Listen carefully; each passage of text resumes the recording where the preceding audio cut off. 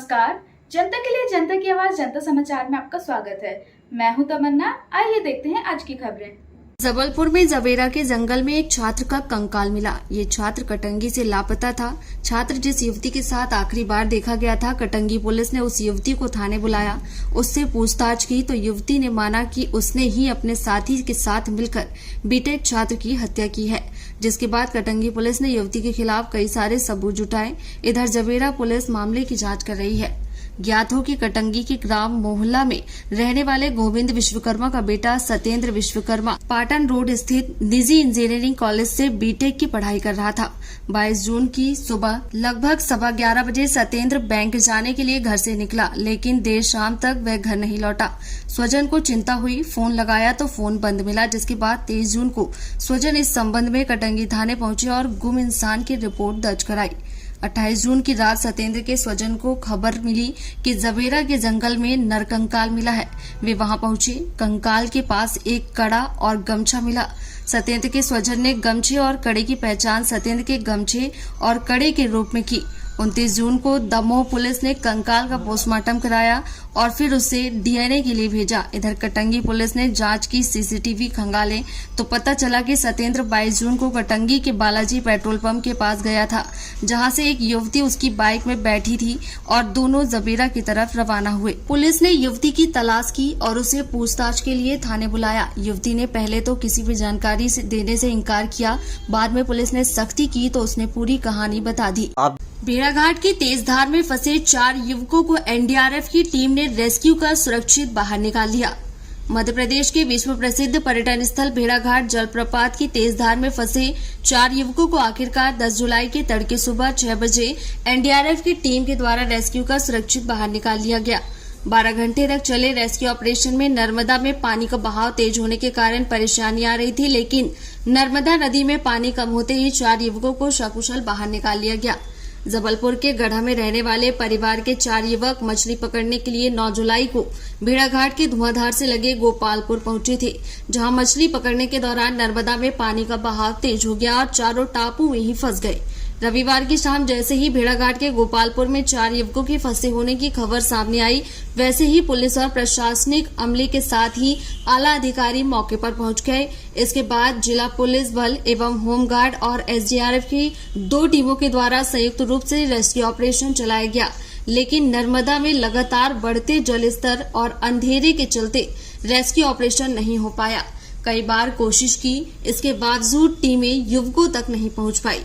एक बार तो हालात ऐसे बन गए कि एसडीआरएफ की रेस्क्यू टीम की नाव ही नर्मदा के तेज धार में पलट गई। हालांकि टीम में प्रशिक्षित सदस्य होने के चलते कुछ ही देर में वे पानी से बाहर आ गए। इसके बाद प्रशासन ने रेस्क्यू ऑपरेशन को रोक दिया और भोपाल से रवाना हुई एनडीआरएफ की टीम का इंतजार करने लगे और आखिरी विकल्प के तौर पर अधिकारियों ने भारतीय वायुसेना से भी संपर्क किया और इस बात का भी इंतजार किया जाने लगा कि अगर एनडीआरएफ की टीम के जरिए भी काम नहीं बना तो रायपुर से वायुसेना के हेलीकॉप्टर्स बुलाया जाएगा और 4 युवकों को एयरलिफ्ट कराया जाएगा। लेकिन सुबह जैसे ही एनडीआरएफ की टीम ने मोर्चा संभाला तो कुछ ही देर में 4 युवकों को सकुशल बाहर निकाल लिया गया।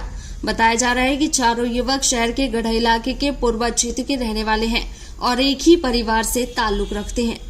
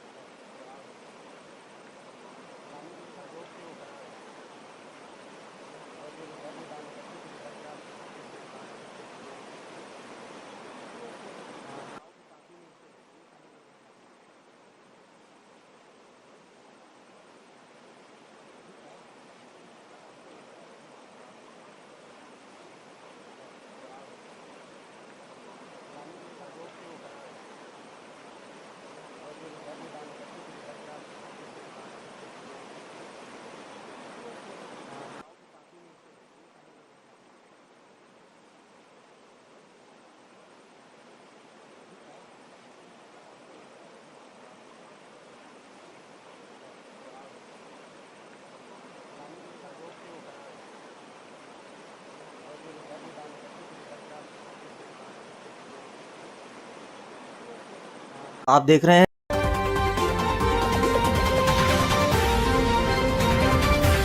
बेमियादी हड़ताल पर गया नर्सिंग स्टाफ। सांकेतिक हड़ताल कर सरकार को चेतावनी दे चुके नर्सिंग स्टाफ ने सोमवार से कामकाज ढककर बेमियादी हड़ताल शुरू कर दी है। जिले भर के नर्सिंग स्टाफ के हड़ताल पर चले जाने से सरकारी अस्पतालों की स्वास्थ्य सेवाएं बुरी तरह से प्रभावित हुई हैं। नर्सिंग ऑफिसर्स एसोसिएशन के बैनर तले प्रदेश व्यापी आह्वान पर आज सतना के नर्सिंग स्टाफ में भी बेमियादी हड़ताल शुरू कर दी है।